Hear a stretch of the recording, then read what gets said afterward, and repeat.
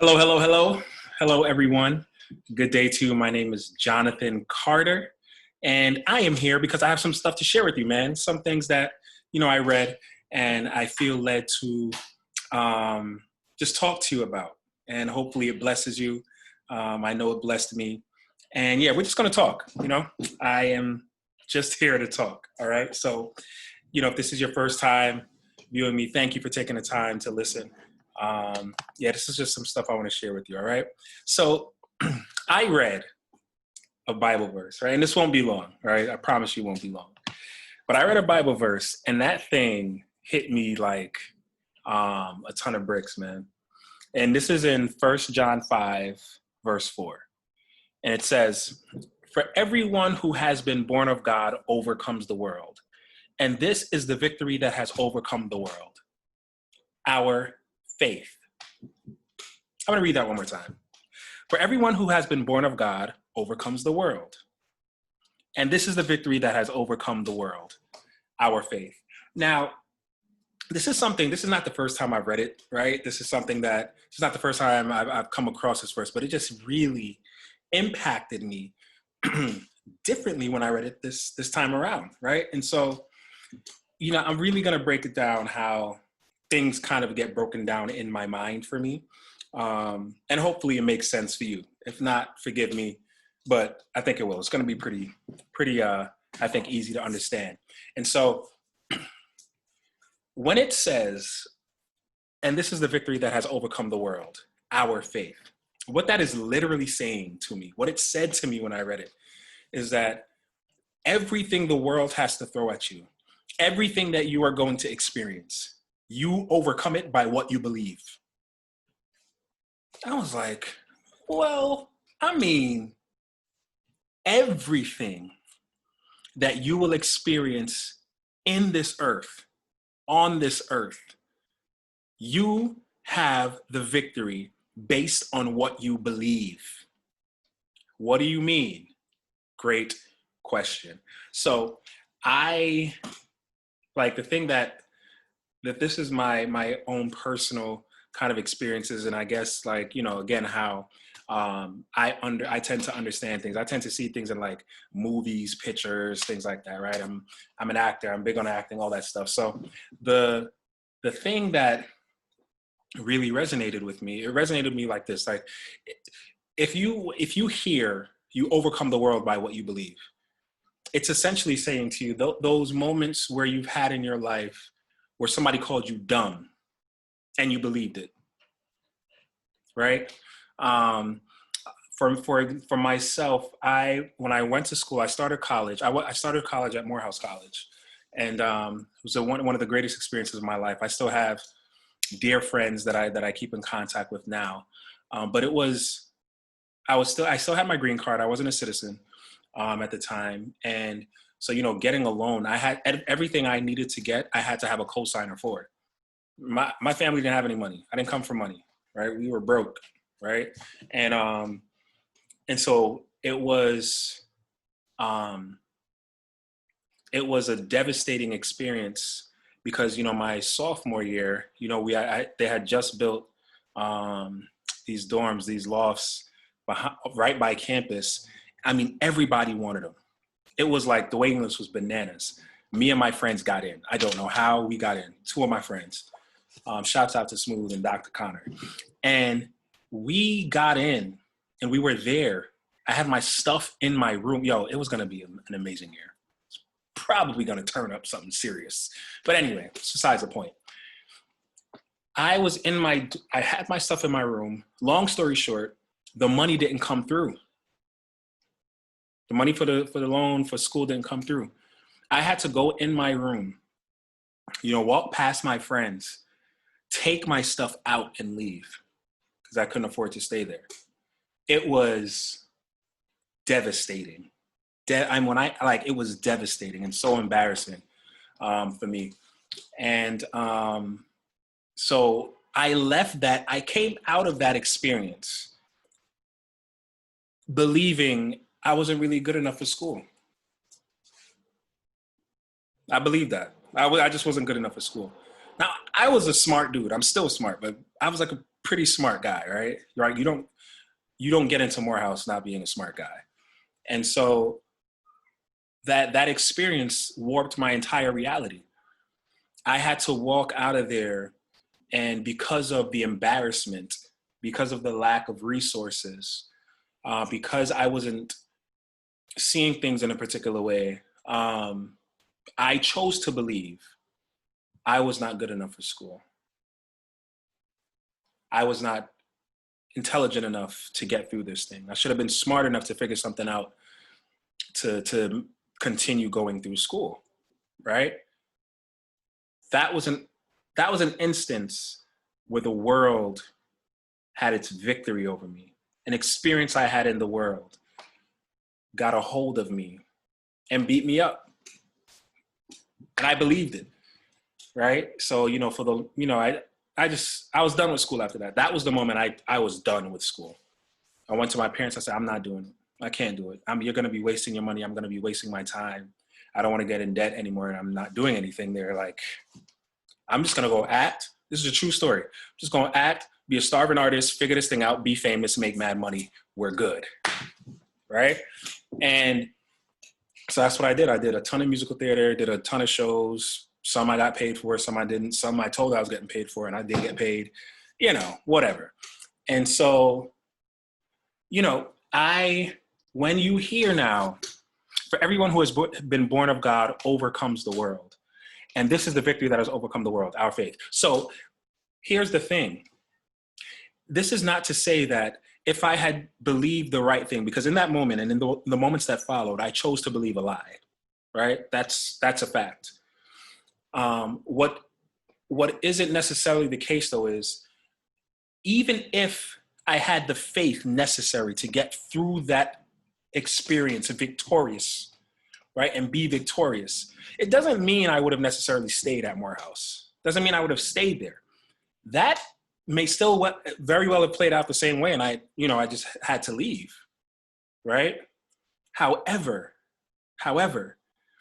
the victory from that experience would have been, you know what? I don't care what happens here. I know my worth, and I know who God says I am. I'm going to come out of this stronger and better than I was before. This thing will not defeat me. I will not stay down. I got knocked down, right? And there's even something powerful in that too, right? Where, I like to use I'm big on sports. I'm a big sports guy, right? Big, the arts, I'm into the arts, acting, singing, dancing, and I love sports, right? So if you watch boxing, the greatest boxers to ever live, right? Muhammad Ali, Joe Frazier, Mike Tyson, Floyd Mayweather, Oscar De La Hoya, the list goes on. I mean, Hitman Hearns, all these crazy, just amazing boxers, Vander Holyfield, Lennox Lewis, you have these amazing boxers. And no matter how amazing you are as a boxer, some of them went undefeated. Floyd Mayweather has never lost a fight. He has an unblemished record, whatever 51-0 or whatever it is, right? And the thing is, as a boxer, even when you have the skills, when you have the belief, when you have everything you need to succeed, you don't come out that fight without getting punched. You get hit, right? There may even be fights you get knocked out. There are going to be fights. You will never be in a fight and not get hit and not experience some turmoil, right? So it's not to say that, if I had the faith, I wouldn't have experienced the turmoil of being turned away at the school I loved dearly and the friends I had to leave who I loved dearly, right? It's not saying that wouldn't have happened. It is saying my posture, how I walked out of that thing, how I continue to move forward because of what I chose to believe. That is where the victory is. The victory doesn't mean you always win every circumstance you want to win. The victory means you will win. No matter what, the circumstance is going to look a little different than maybe what you expected.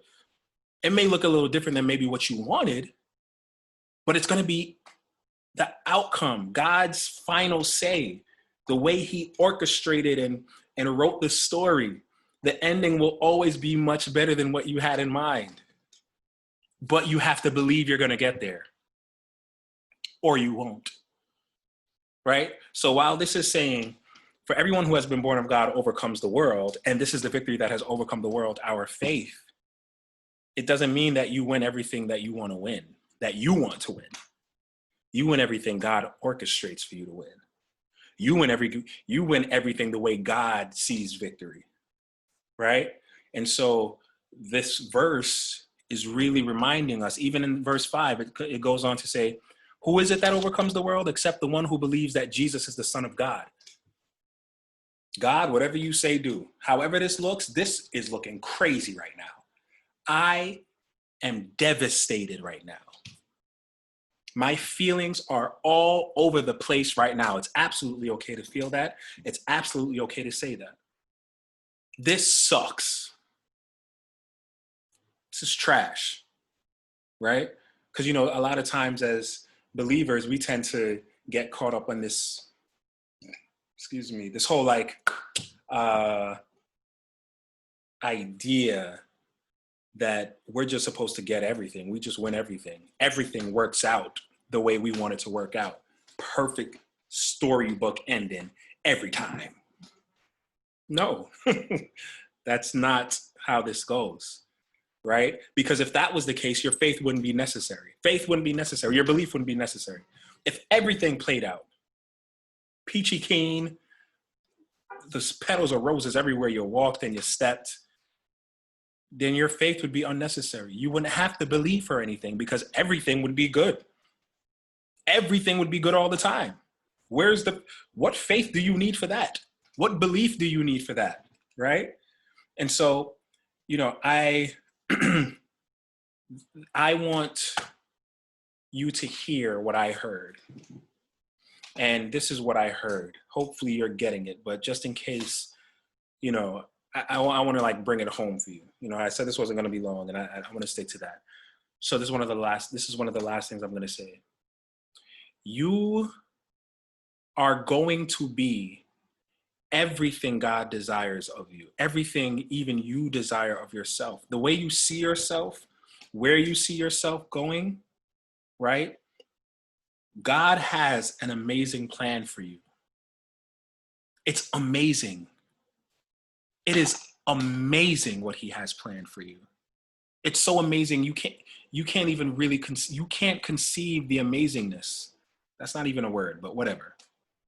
But you can't fathom how amazing it is. You can't conjure it up. There's no producer or movie writer or screenwriter that can write this ending for you. It is all there, so long as you believe. And here's the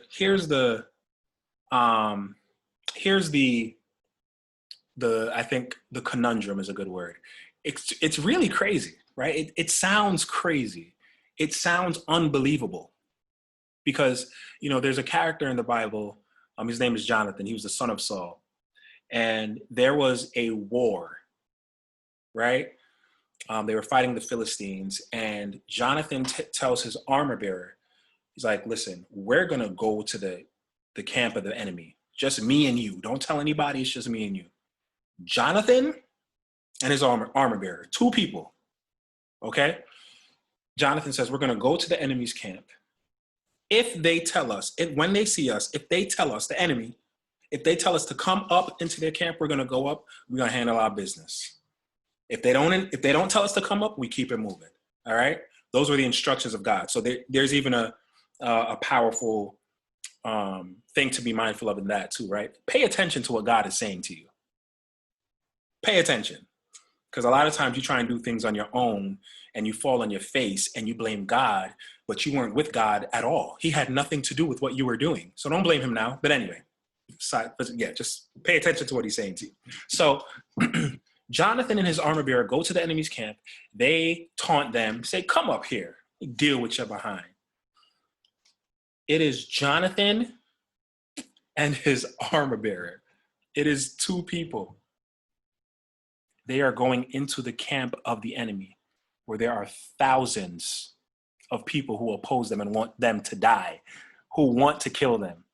And this is the son of the king. So this would be an amazing coup, right? This is just be an amazing. And you coming into our camp? Man, listen. Now, before I continue, there are some things that God is calling you to do that seems insane. It would have been insane for me in that moment to say, I'm going to continue dealing with school. For what? And deal with this embarrassment again? Have to tell all my friends and family and everybody I know, yeah, I had to leave school, man. We couldn't afford it, so I had to go. I'm going to this other school now. I'm not dealing with that, God. Why would I put myself through that? I'm asking for another beat down. I'm tired of being beat down. I don't want to be beat down. I'm going to do this because I know I'm good at this, and I'm good. I don't have to face none of that. I'll just do this and be great at this. Right? We run. You don't want to face what God is telling you to face. You run. Jonathan didn't run. He went into the enemy's camp because God was with him and he was listening. He went into their camp, fought them. And because of his decision to fight, there were people who were in prison, Hebrews who were in prison there. They saw them fighting. They were like, oh, no, we got to help. They came. They had allies who were hiding in the woodworks, looking for an opportunity to come fight the Philistines and help and turn the tides of the war around. They came out. Saul, his father, King Saul, was with looking at what was happening. There's a disturbance going down. Who's missing? Jonathan. Oh, he's down there. They're fighting. Let's go. The whole army, the Israelite army went down. Philistines had no shot. They were done because of a decision one man decided to make. He turned the tides of a war. The decision you make will change the world. Your yes is going to change the world. And it may not be as dramatic as that and as immediate as what happened in the army and Jonathan fighting. But your yes is going to impact your family. It's going to impact your friends. They're going to see that. And they're going to see a victory. So they're going to see the victory arising in something that they were never able to see the victory in before. And because of your yes, they are going to get emboldened. They're going to move. They're going to shake. Because of their yes, because of what you showed them, their ability to move in faith is going to impact the people around them. You are going to change the world. It just keeps happening. It keeps going. There are people waiting on your yes. The world is waiting on your yes. You cannot afford to not believe that you are everything God said you are. You are brilliant. You're beautiful. You're powerful. Go after it, whatever it may be. Okay? So again, when we believe in Christ, when we believe that Jesus is the Son of God and that you are everything you need to be, you have everything you need to be successful right now. You have to believe that, though. The moment you stop believing, the world has defeated you. Everything the world throws at you, and there will be things thrown at you, is going to defeat you simply because of what you believe. So I really hope that, I said this wasn't going to be long, right? It wasn't long. I really hope that this blessed you and that it begins to shift what you are choosing to say about yourself, what you are choosing to say about your life, what you are choosing to say about your future and where you're supposed to be in it. All right? Because it's amazing. You just don't believe it yet, but it's amazing.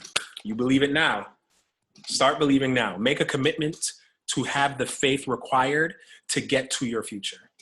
If you don't have the necessary faith, you will not get there because you are going to meet resistance and you are going to fall back. Don't fall back. Push through because your future is on the other side of that resistance. All right? So that's all I wanted to share. All right? Wasn't long. Just trying to share with you guys, and hopefully it encouraged you. Hopefully it allowed you to start thinking about what you need to press through, what you need to start believing and saying to yourself, the lies you may have been believing and been replaying in your mind, in your heart, and in your psyche, right? Get rid of that. It's all lies. Replace it with the truth. All right? So that's all I have for you today. Till we meet again, and we will meet again. I'll see you next time. Peace.